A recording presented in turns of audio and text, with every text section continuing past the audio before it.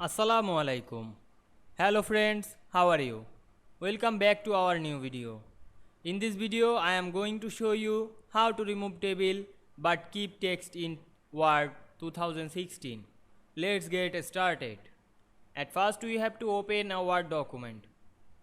Then we create a table with some text. Go to the Insert menu and click Table option. Then create a table. Now we write something in this table.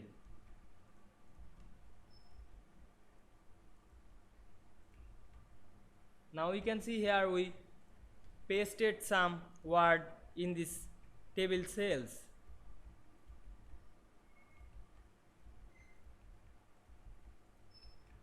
Now we can remove the table but keep text in Word. Select whole table, click and drag on your mouse.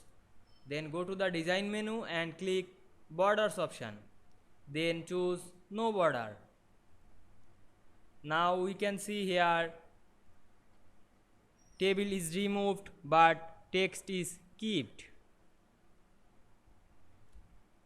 We go to the file menu and click print. Now we can see here we see the print preview.